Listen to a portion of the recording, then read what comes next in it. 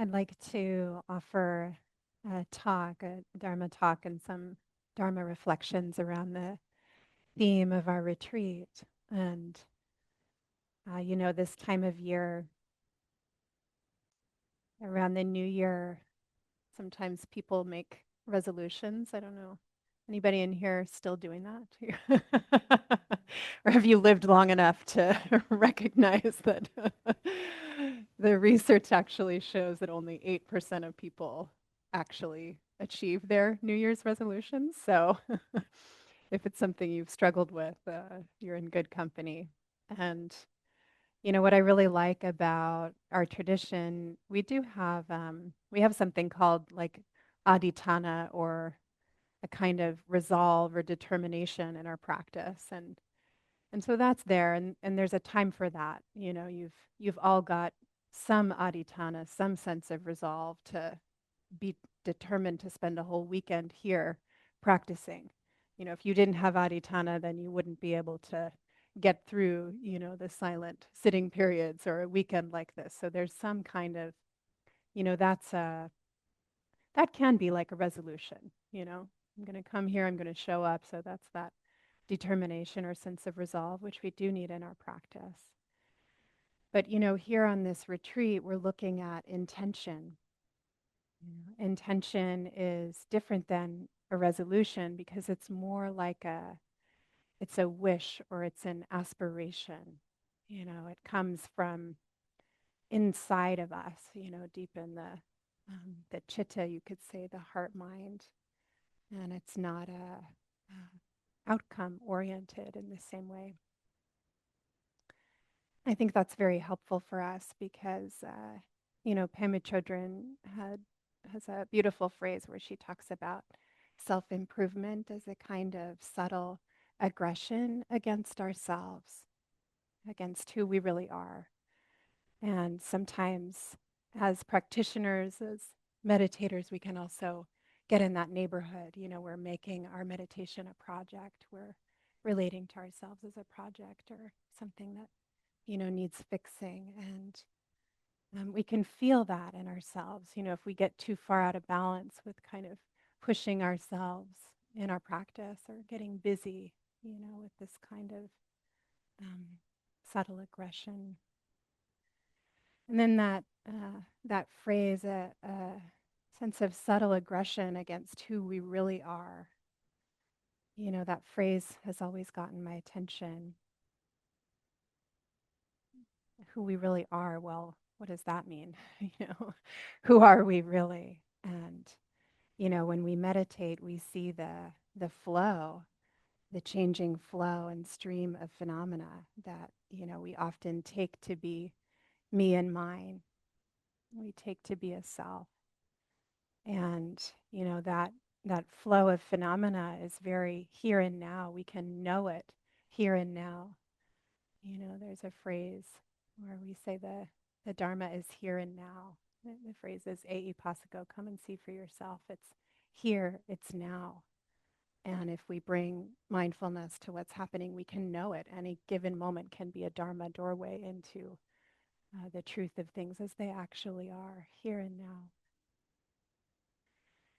So seeing that clearly, that's not an illusion, but the I, me, mine that we make, the um, taking what's happening to be a me, the selfing around it. That's the identification with what's happening as me and mine. That's the kind of illusion there. And there's an excerpt from a Rilke poem, and I just taught a retreat with Ayasanta Chitta, who's a beautiful, fully ordained bhikkhuni nun, and she's originally from Austria. And we bonded over our love of Rilke. And so when I was quoting Rilke, she said, "And make sure you say the Austrian poet Rilke." So now I have that in my mind. But in this poem that he wrote, he says, "I am the rest between two notes." And there's this line in the poem, "I am the rest between two notes." And that stays with me. Who are we when we sit down to meditate and we experience the relief of dropping that endless I, me, my making, that endless selfing that the mind is constantly doing. And the Buddha talked about it as like concocting. We're constantly putting together experience, interpreting it, identifying with it. And even if it's just 30 minutes where you put that down, you know, there's a rest in that. Because the perpetuation of a self is exhausting. Right? And then the project of constantly improving on this self, very exhausting, very exhausting. So this relaxing the idea of resolutions to improve oneself is a kind of putting down the struggle. Because we're often wrestling with our experience. Maybe you felt that just in the morning already, this kind of wrestling with what's happening, wrestling with restlessness or doubt or some aversion coming up or whatever it is. So we're often wrestling with our experience, but with mindfulness, we're learning how to rest. We're resting with our experience instead. So I'm really interested in, what it's like from this place of restful awareness, putting down the struggle of keeping up a self, needing to constantly improve that self, how our view becomes clearer. Our view becomes so much clearer when we sit and we drop that constant habit of identifying with everything as me and mine, making a story out of it. So as our view becomes clearer, this is lawful, it's not personal, it's not like we are such a great person or meditator, take birth as the good meditator now. But it's just lawful, it's just the way it is. This is the unfolding of the Dharma in our own minds and hearts. So it starts to become clear, and that is actually the very first step of the Eightfold Path. Right? So the Buddha did talk about suffering first. So you can't start with just seeing things clearly without encountering dukkha. That's part of the process, right? So the first noble truth, seeing that there's stress, seeing that it's unsatisfactory, seeing that there's no way out of unpleasant experience in this life. Right? But we can relate to it differently. We can relate to stress and dukkha differently, and we can see clearly its causes, right? When we see clearly its causes, we're in the second noble truth. And when we recognize we can relate to it differently, that cessation is possible, we're in the third noble truth. And then we come to the fourth noble truth, which is the Eightfold Path. And so in the Eightfold Path, after we've meditated, we've been practicing, our view becomes clear. That's the first link in the Eightfold Path, is wise view or right view, seeing things as they actually are. And so when we see things more clearly, our motivations change. Our inner intention, so volition, motivation, changes. And that's the second link in the Eightfold Path, is wise or right intention, or wise or right uh, motivation, another way to think about it. So that's very freeing, actually, to realize that as our view becomes clearer through practice, our motivations shift from this exhausting need to constantly fix or manipulate or manage our experience, all those impulses we see when we're meditating, the feeling that we've got to get out of here right now. Can't be here one more moment. We have to push that away. We need to get more of that. We can see how often our minds are planning for a future moment that's going to be more pleasant. We accumulate enough pleasant moments, then it will be great. I'll plan better for when I do the walking meditation. I'll go outside. I'll have exactly the right layers so I'm not too cold. And, it's just like this is what the mind is doing. It's busy all the time managing what's unmanageable. Right? So we become interested in a path of wise understanding, right? Really seeing things clearly, and wise intention as a way to live our lives. Ajahn Suchito says, trying to understand and satisfy a self view is a task that produces more complexities the more you try. And just to pause for a moment, there's actually a sutta where the Buddha talks about something that is so timeless in us, this kind of selfing, and it's around unwise attention, how a practitioner attends unwisely. And the sutta says, they attend unwisely by thinking, you know, was I in the past? What was I in the past? How was I in the past? If I was that in the past, then what? And in the future, right? What will I be? Right. If I'm that, then will I be this? If this, then that. And it goes on like that. And we can see how often our mental proliferation, our thinking is around this, right? This self view. So Ajahn Suchita is pointing that out. Produces more complexities the more you try. But you can get to work on the basic principle of doing good, purifying your intentions in a straightforward way. The path can be developed, and it is the path that encourages disentanglement because it broadens experience into the ease and stability that comes with carrying less need and less self definition. So, what I understand him to be saying there is the path can be developed, and it's a path that goes one direction. It goes towards freedom. It goes towards happiness. It goes towards liberation. It goes towards well-being. But um, the path of this project of me and fixing me and trying to get conditions right in my life and improve and change, and I won't do this thing that I did last year, and this year's going to be like this. Not so much. That's more a recipe for entanglement, right? It's coming from delusion, this kind of endless selfing project. And so, this broadening experience into the ease and stability that comes with clarity of intention, right? That we can develop our hearts and minds, we can develop the path, we can deepen mindfulness. It's doable, it's workable for every human being with a heart and mind who wants to practice.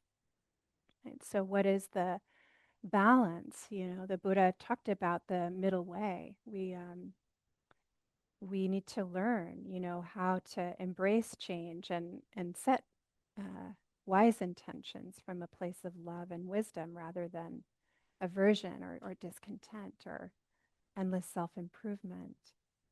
And so, how do we do that? Well, one way that we do that is just what all of you are doing here, today through your practice, devoting our time and energy to staying present moment by moment with our experience. And we do that when we want to, and we do that when we don't want to, and when it's pleasant and when it's unpleasant. It's just kind of neutral. We continue coming back over and over and over again. And it takes a lot of patience to do this. It takes a lot of patience. And Ajahn Suchito again spoke about this. He talked about how the Buddha frequently spoke out against asceticism or external restraint, a really extreme view, right? This is why the Buddha taught the middle way. But he did talk about the restraint of holding the heart still in the presence of its suffering until it lets go of the ways in which it creates that suffering. So I'll just say that again. Holding the heart still in the presence of its suffering until it lets go of the ways in which it creates that suffering. And then he says, that is the mind heart, the chitta, habitually creates suffering and stress through reacting. The specific quality of patience is to carry the heart through the turbulence of existence so that it no longer shakes, sinks, or lashes out. So much patience that we need to do this practice. But what he's saying, learning how to hold the heart still, the heart mind still, the chitta, learning how to hold it still in this way, in the presence of its suffering, in the presence of that reactive mind, until it lets go of the ways in which it creates that suffering. That's part of what we're doing in our practice. And before we really understand wise view, we can think that we are not practicing right somehow because we're filled with impatience, we're filled with reactivity, we're filled with aversion, we're filled with a mind that's agitated and racing and a body that's uncomfortable and restless. And this is the nature of practice, right? Seeing dukkha and learning how to stay still in the presence of that secondary dukkha, our reactive minds that don't want it to be this way, right? In contention with reality as it is. And that's where we start to see more clearly, actually.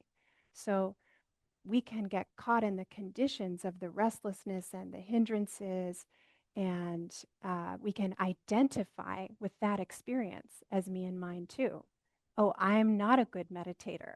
You know, I can never get through the end of this day or this weekend, or what this year is going to be like for me. The mind can be anticipating, that kind of thing. But as we learn how to, come back again and again with patience and persistence, that phrase, until it lets go of the ways in which it creates that suffering, that's the lawfulness of practice. At some point, mindfulness has made contact enough times with that experience to begin to see more clearly, wise view, how the suffering comes into being. And then it's wisdom that begins to let go. It's not us. It's not a me that's doing that. It's the wisdom of practice. It's the insight itself.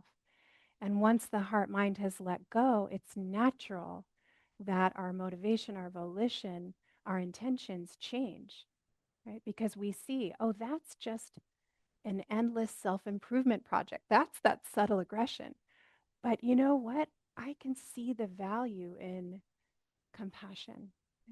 I can see the value in bringing compassion to other beings because, wow, what it's like to sit with this mind heart, what it's like to be a human being experiencing dukkha. So naturally, the heart mind opens to compassion, it opens to loving kindness.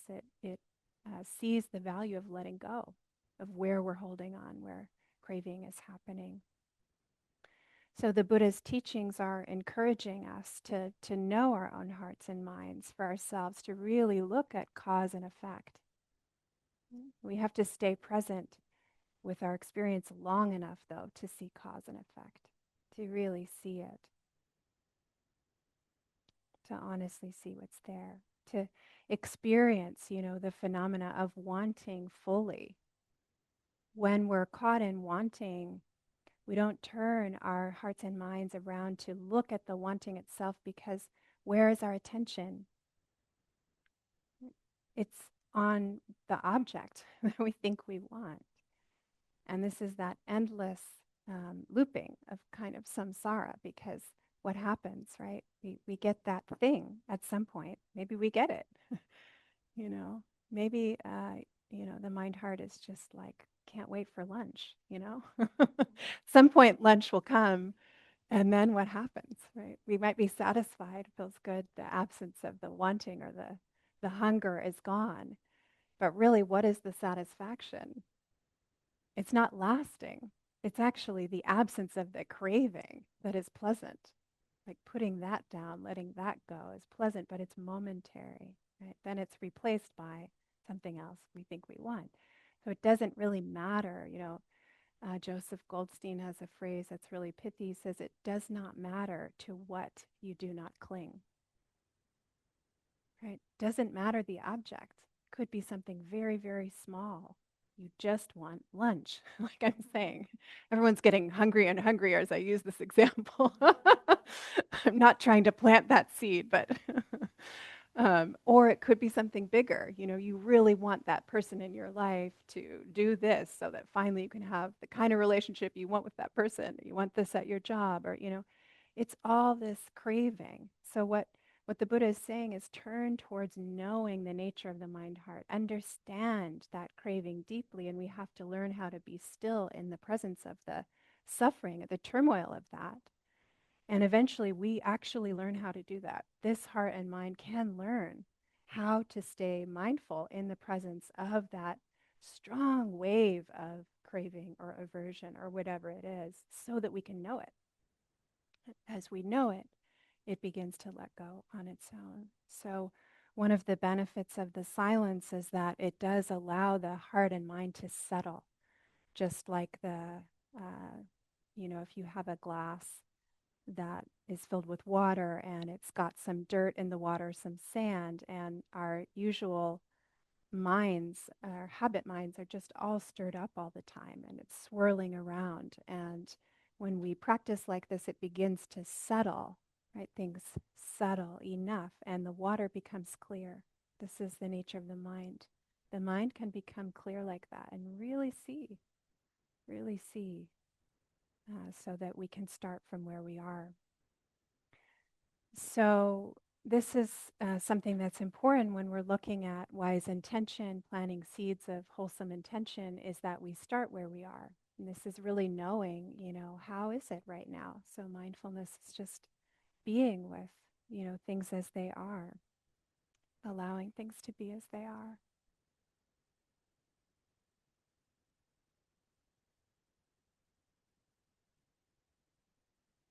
So there's a letting be that's part of our practice. And then as we let be and we see more clearly, we can begin to see, what is really not serving our own well-being, our own awakening, and that we begin to let go, the letting go. It's not something we force. We just allow that to happen. So part of what we're doing, this weekend, allowing ourselves to be with our direct experience rather than our ideas. We come in with all these stories about what we think it's like to be us. Do you really know? You might know the stories in your mind, but just staying in that beginner's mind, what is it actually like? What's it like to be tired right now or to be, feeling actually very peaceful or whatever it is?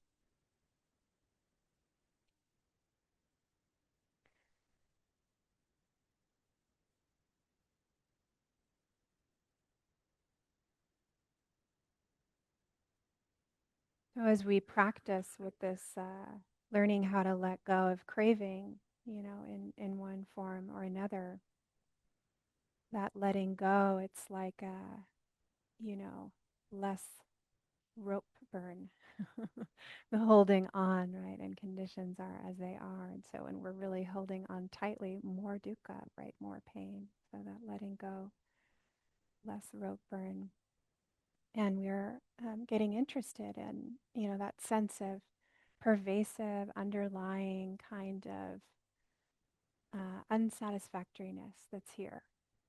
As we really come to touch into that and recognize it as, oh yeah, this is dukkha, getting interested in that, then we begin to, get interested in the alleviation of that suffering and the actual conditions for happiness that are based on the quality of our own hearts and minds, not on the ever-changing outer conditions.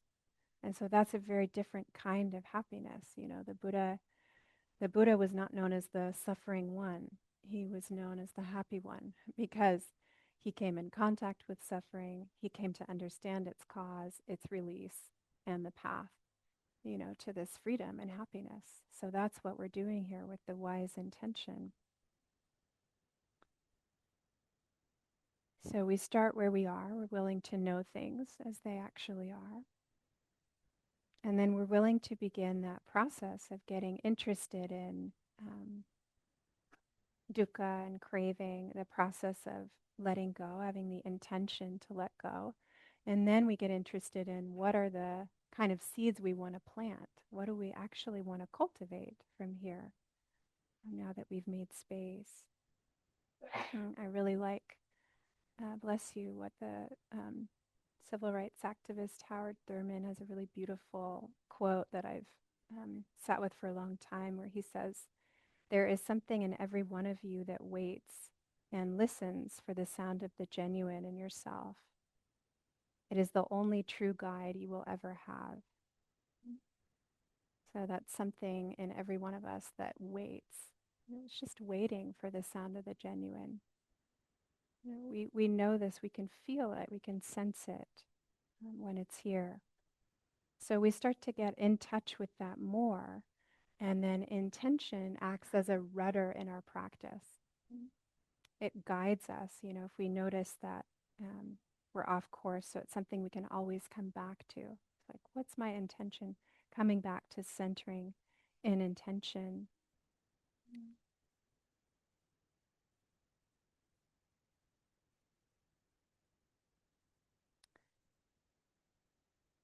So again, I'll share from Ajahn Suchito in this. He says, centering in intention leads to harmony and reduces activity.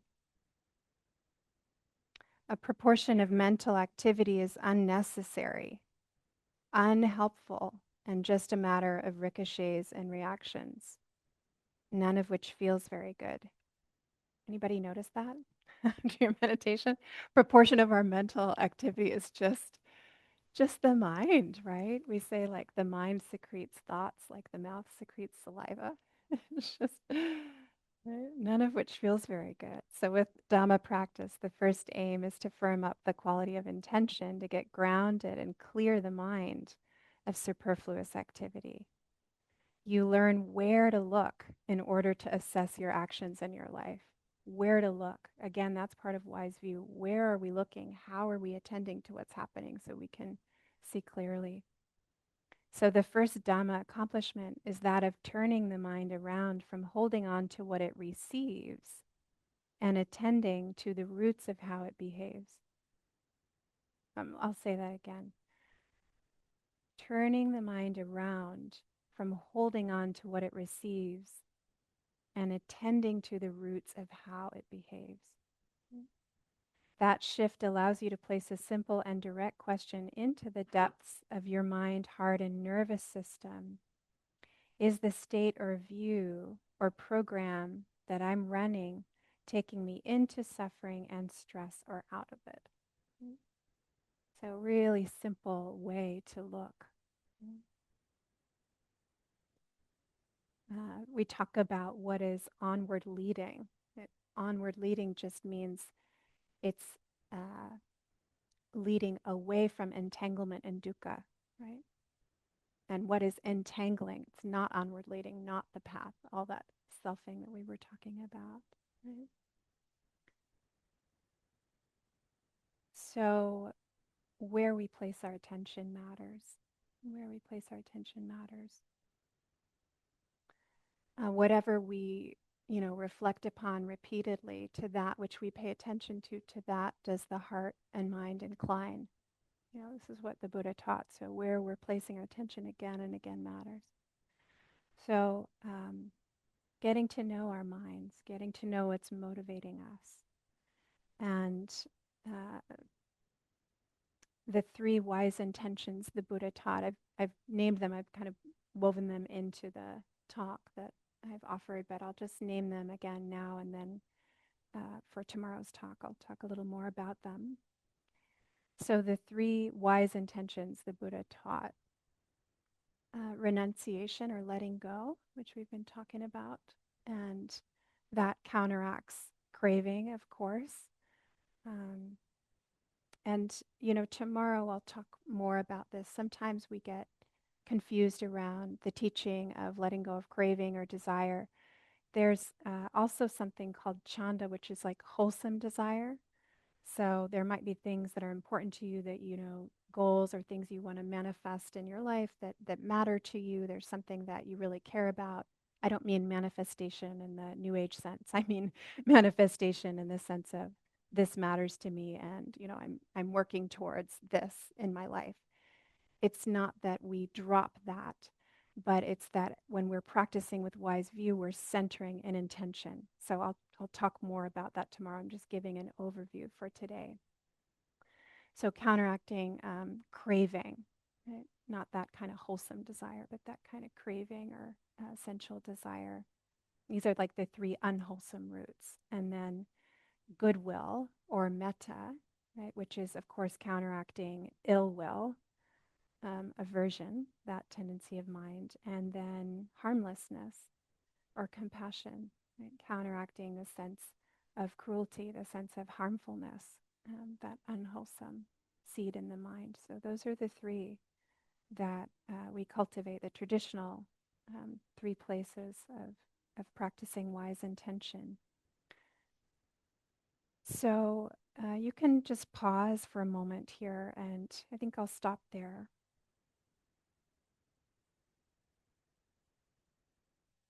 And just allow the words to settle and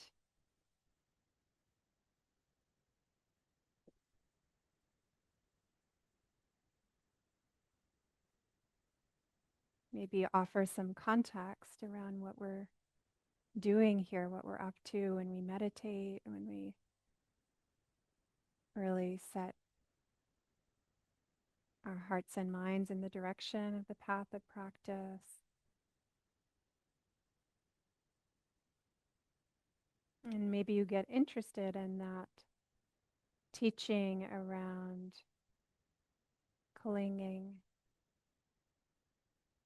craving, trying to hang on. And craving can manifest as trying to grab onto something, get more of, or push something away, get rid of something that's happening. So you might just get interested in that, allowing the heart and mind to be still in the presence of those reactive patterns and see them more clearly.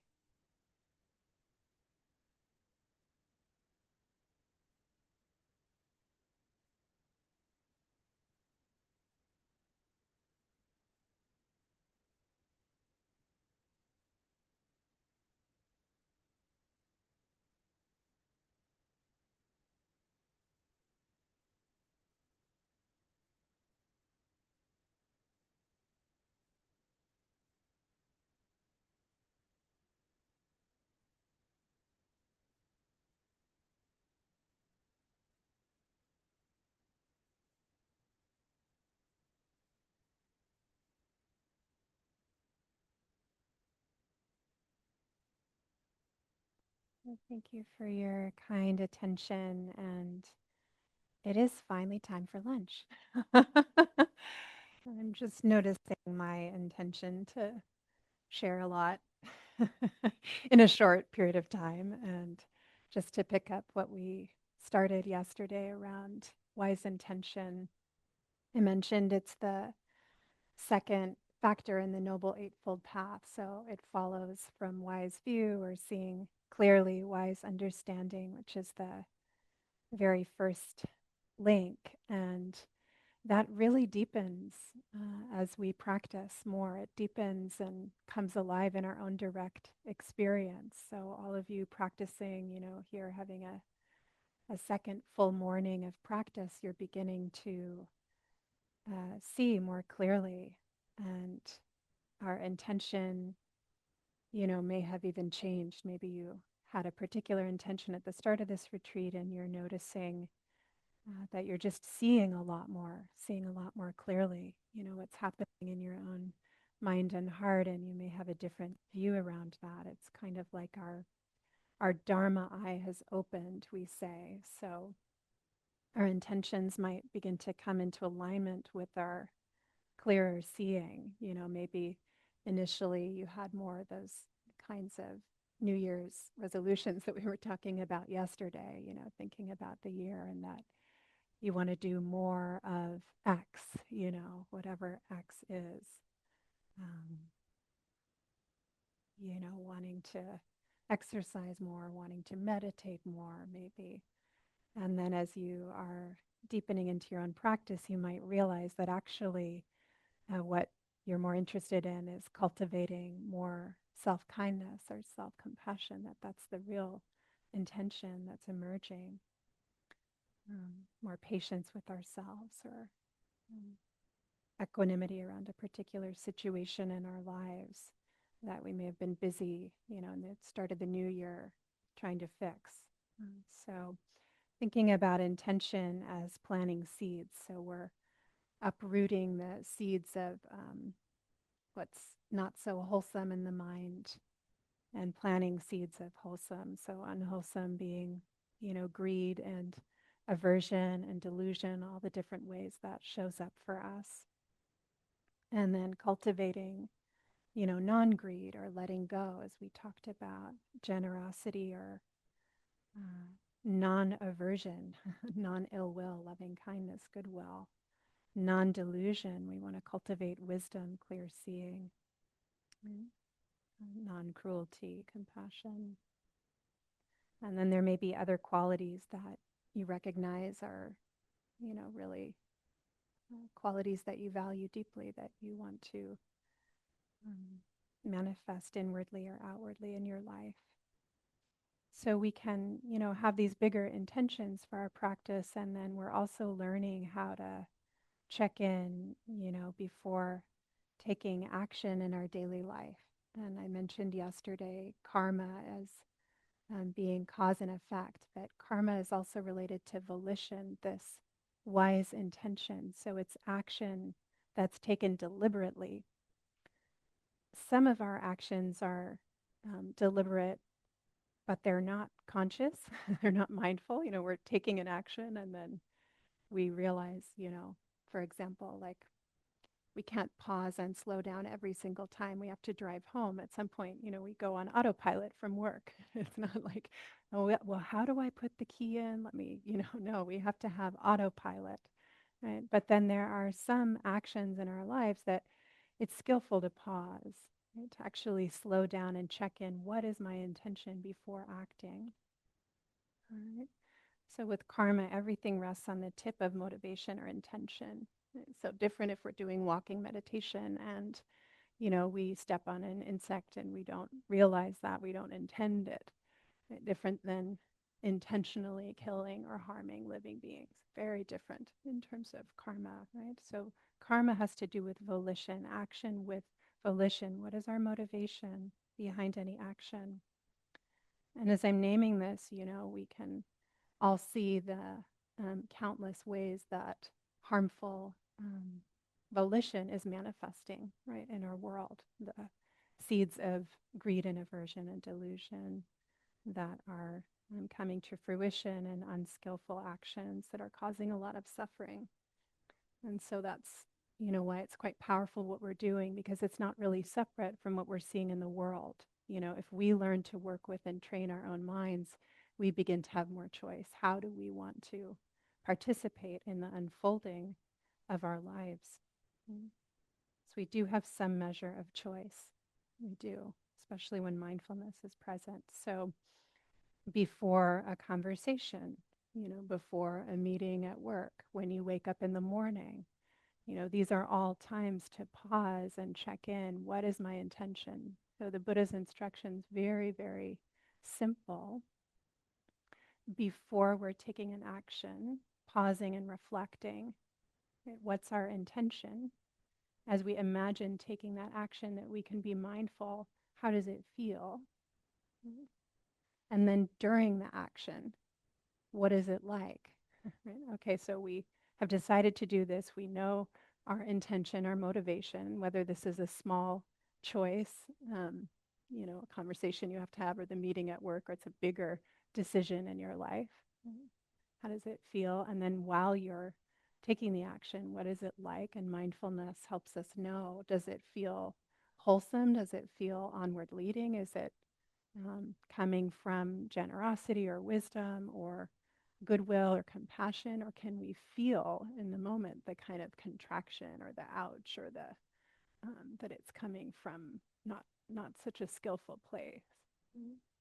That feeling when you say something and then you kind of like, oh, wish I hadn't said that. These are regular everyday life examples of just being, human, where it was like, oops, and we can feel it when we practice mindfulness, we actually feel the contraction in the moment. And that's, you know, really what the Buddha is pointing to is like we know instinctively, or sometimes it's after, right? Like in the example that I'm giving, sometimes it's after we said something or after we made a choice, we can feel the contraction.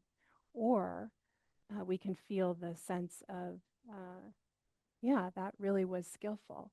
And it doesn't always mean that it's pleasant, right? So we're not equating pleasant with onward leading, right? So it might be something difficult. Maybe it's a difficult conversation that you need to have, but you can feel that you are anchored in compassion, not aversion, right? And so it doesn't mean you don't say what might be difficult to say, but you might feel the discomfort in that moment and then recognize that, oh yeah, this relationship has shifted, or actually feel more in integrity with my values for having had that difficult conversation. Right? So this is some of the ways wise intention can manifest in our daily lives. So the volition, the intention to start to attune to that moment, you can notice it more easily when you're here practicing in conditions like this where it's silent and it's quiet and there's not so much going on as there is in daily life. And you can notice it even in like the walking meditation, that you're doing the walking and even feeling the intention to lift and step, or the intention when you get to the end of your path to turn, right? This is starting to attune to those really simple moments. That's volition, intention. Right? Or the bell rings and then there's an intention to go to the bathroom or to come back in here and meditate or to walk more or to get a cup of tea. Right? So there's all these different impulses moving through the heart mind, and mindfulness is helping us develop discerning wisdom around what is it that we really want to follow. Right? We may not want to follow every single impulse that comes into the mind and heart. um, and you know, our reactive minds tend to think freedom is like, I just want to do this, whatever that is. But when we really deepen our practice, we start to see that actually the freedom comes from being able to choose, right? Actually having choice, that we're not just driven um, by our habits and patterns, that we can align with, align our motivation with what's more skillful. Yeah. So this becomes easier as we practice mindfulness daily. We begin to experience more insight, and then insight and wisdom begin to guide our actions rather than, you know, being so fueled by our reactive minds. And the Buddha, you know, again, really clear. He said that wholesome motivations or wholesome intentions tend to lead to wholesome results, and unwholesome motivation or intention tends to lead to unwholesome results. So it's like a seed, right? You're not going to plant a seed, an apple seed, and then you're going to grow a tree of oranges. You're not going to plant a seed of aversion and grow a tree of loving kindness. So there's a lawfulness there. And when we start to align our intentions with our actions, and our actions are coming from our deeper values, we begin to experience more coherence, more cohesiveness. Right? And that creates a sense of well-being that's not about how it worked out, right? So we might be rooted in kindness, to go back to the difficult conversation example. Maybe we're really anchored in compassion. We have that difficult conversation, and we'd prefer that that relationship grow and change and continue. And the conversation results in maybe it doesn't, you know? So we're letting go of the outcome here, but we feel the coherence, right? That we're congruent with what we value, right? And then we're learning how to allow the outcome to be as it is. Right? Doesn't mean we can't make a new choice, right? We might try to have the conversation again, or, you know, we can affect change, but our well-being is not in the outer conditions. Right? It's in our moment to moment. How are we meeting changing conditions? So that's the intention. So when we think about it, how does it feel when we're taking the action? How is it afterwards? Sometimes it's after that we reflect. I find the after really helpful, because a lot of the times it's after, you know, then mindfulness comes after. How is that? And we may be thinking about, times we're not so skillful, but it's also really helpful to reflect on times we are skillful. And sometimes the mind doesn't go there because we have a negativity bias. We're more inclined to, be reflecting on times we weren't so skillful. And, that can be helpful. We learn from the remorse we feel as mindfulness deepens and we see more clearly what leads to suffering and not. Then we don't want to cause more suffering. So it's good we see it. And there's also ways that our practice is blossoming where there are moments of kindness, there are moments of skillfulness that we can learn to take in. There's a story from Joseph Goldstein that he told on my long 3-month retreat. I sat with him a long time ago, and he talked about his teacher telling him to go and reflect on his sila. And for anyone who doesn't know what the word sila is, it's ethics, ethical conduct. And Joseph kind of came back sort of like, you know, feeling shame and was like, and his teacher said, "No, I told you to go reflect on your sila." And he kind of thought, he said, "Go to your room and think about what you did."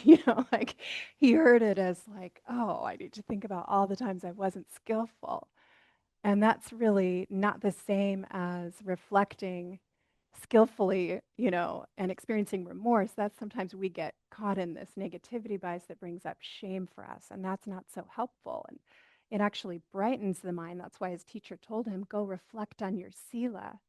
You might not have heard this yesterday because maybe you were sleeping through the metta meditation or you were having an aversion attack or who knows what was going on, but I gave you an instruction you may or may not have heard that was to actually reflect on your goodness and to reflect on choosing to spend a weekend like this and to take it in and to stay with it. And that might have been a really challenging instruction for you.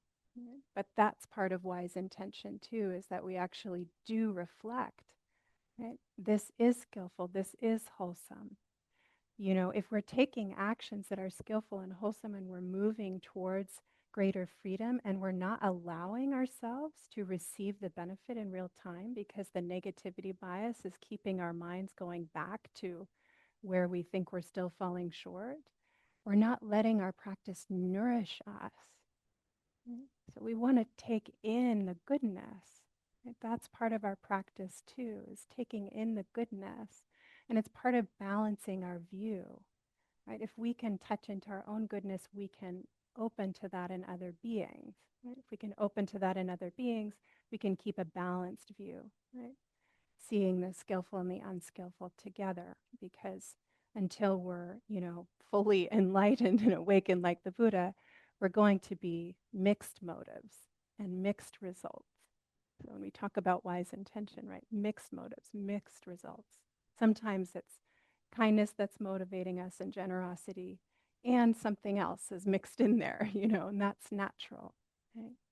And then sometimes there are moments where, we're not manifesting our deeper values. We have the intention to align with more compassion, and instead we're just really frustrated with that person or that situation or with ourselves. And, we want to work with ourselves with kindness in those moments, trying to shift our habits and patterns. And I was remembering this teaching. I used to share this more often, but I think it's helpful. It's, some of you may know this. It's an autobiography. So hope you have time. No, it's just in 5 short chapters, so that helps. It's called Autobiography in 5 short chapters. It's by Portia Nelson. So the first chapter is, I walk down the street. There is a deep hole in the sidewalk. I fall in. I am lost. I am helpless. It isn't my fault. It takes me forever to find a way out. So anybody know that feeling? We all have our hole in the sidewalk. Chapter 2. I walk down the same street. There is a deep hole in the sidewalk. I pretend I don't see it.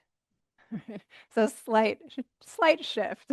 I pretend I don't see it, but guess what? I fall in anyways. Mm.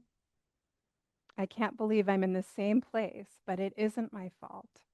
It still takes a long time to get out. Chapter 3. I walk down the same street. There is a deep hole in the sidewalk. I see it is there. I see it is there. And I still fall in. It's a habit. Still fall in. It's a habit. My eyes are open. I know where I am. It is my fault. I get out immediately. And then, chapter 4, I walk down the same street. There is a deep hole in the sidewalk. I walk around it. And chapter 5 is I walk down a different street. It's like, so, this is our minds.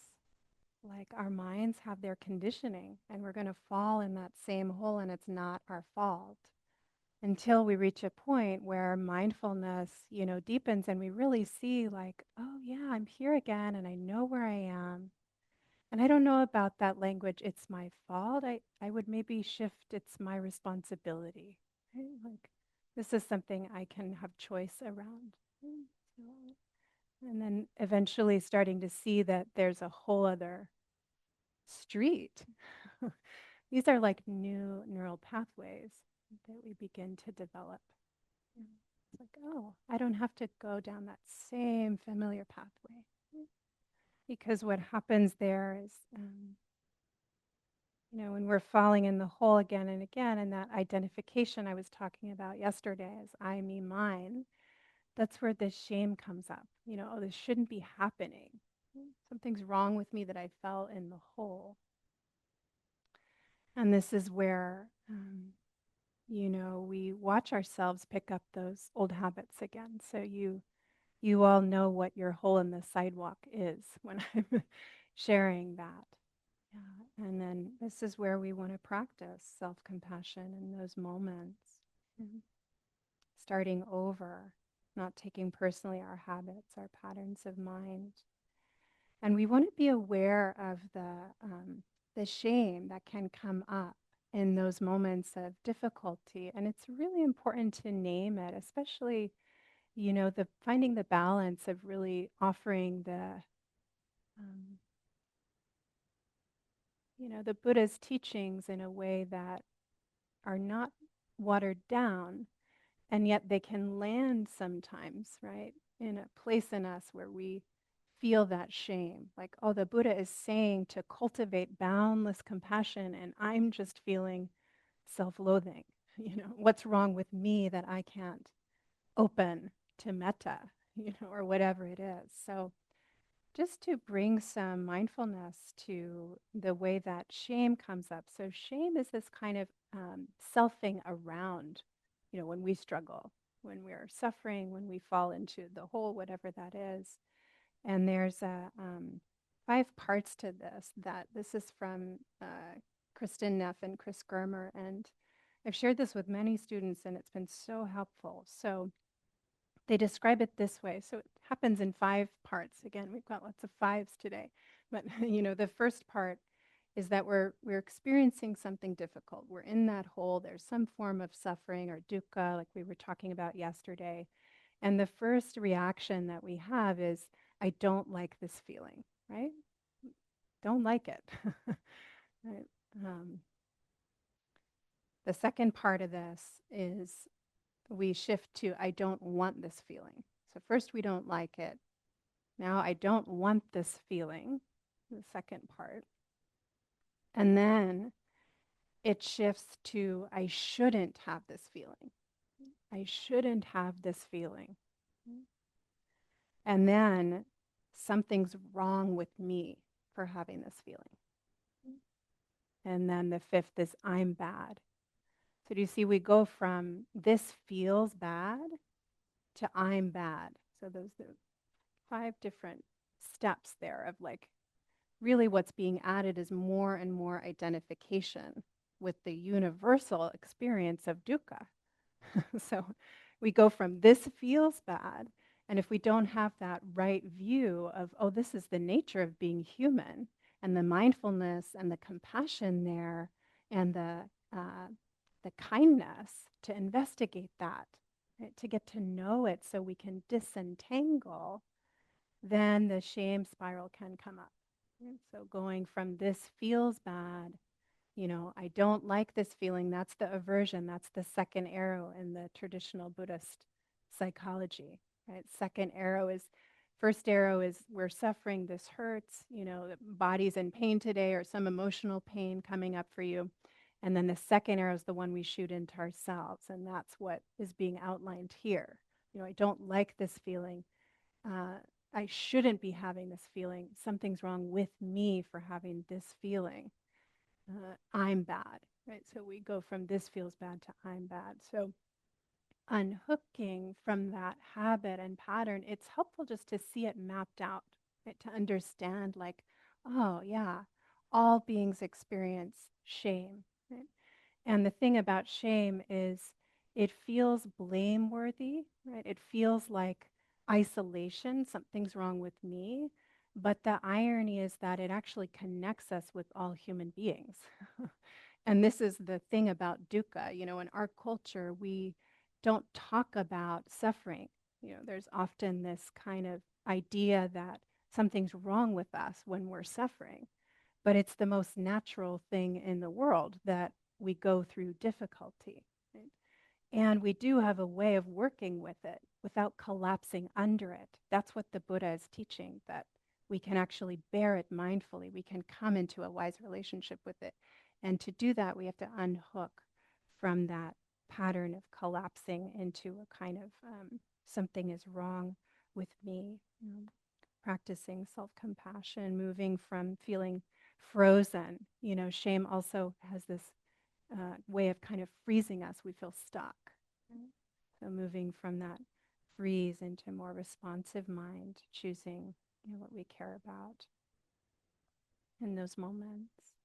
So learning to meet ourselves with care in those moments. And this is where we can pause and really notice, what's happening right now? What do I need right now? Might be a question to ask ourselves. What do I need right now? It's a really different question than what do I want? How do I fix this? How do I get out of here? What do I need means mindfulness is here. There's presence with the pain, right? With the ouch of what's happening. And then what do I need? Maybe a question we don't know how to answer, but that we're asking it moves us in the direction of being able to respond to ourselves with compassion, because compassion's not just internal, it's also action. Right?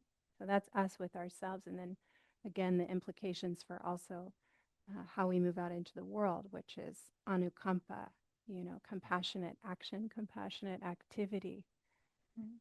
So how we support others in the world as well, another way we can manifest that wise intention.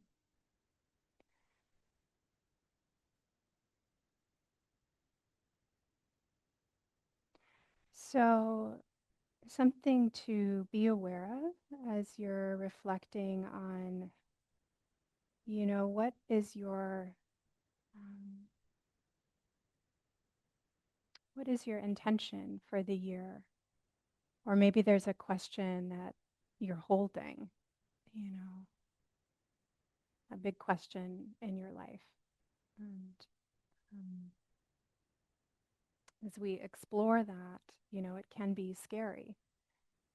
And we can kind of go back into some of those habits or patterns that are really familiar. We can sort of cross the street again and find our hole, like rather go here because it's familiar.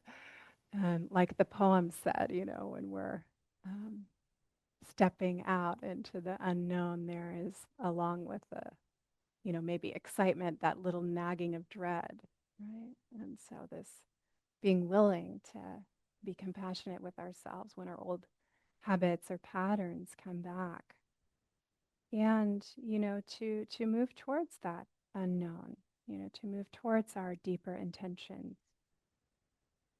It takes a lot of courage to do this, to embrace change, to open to new possibilities, or engage in the world in a way that we feel we are participating in positive change, that we're staying engaged.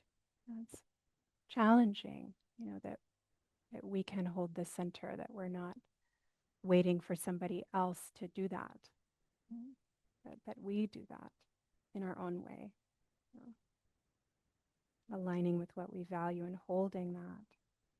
And so we may need to let go of, some of our own comfort to do that, especially if we really don't know. You know, we may not know what our question is, or we may not know what change looks like, what it is we want to open to. So I mentioned Rilke yesterday, and I'll leave you with this quote about questions, and we're going to come back to this later in our practice. This afternoon, we're going to do part 2 around digesting some of the teachings from yesterday and today and reflecting on your own intention. And I'm saying that to you now so you can just relax and enjoy lunch. And if your mind has some things, coming up, to know that we're going to have a part 2, a way of practicing with this, with the walking meditation. So engaging somatically, and then some writing, some reflection, and if reflections are already coming up for you around lunch, you can always, take some time during then as well. But just to know, if you want to just stay with your practice, that we'll be coming back to this. Yeah. So be patient toward all that is unsolved in your heart, and try to love the questions themselves, like locked rooms and like books that are now written in a very foreign tongue. Do not now seek the answers, which cannot be given to you, because you would not be able to live them. And the point is to live everything. Live the questions now. Perhaps you will then gradually, without noticing it, live along some distant day into the answer. So I like this line of do not now seek the answers. If you have a lot of questions in you around how to live wise intention, or how to shift things in your life, or whatever big choices you might be holding or reflecting on, that we live those questions. And that's, being willing to actually open to life. It's scary to do that. But this is it, Maybe you'll have another lifetime, depends on your Buddhist framework. But here we are, right? Here we are. And so this is part of our spiritual urgency, that sense of, yeah, I'm willing to live some of these questions, even if they're hard. So thank you for your kind attention.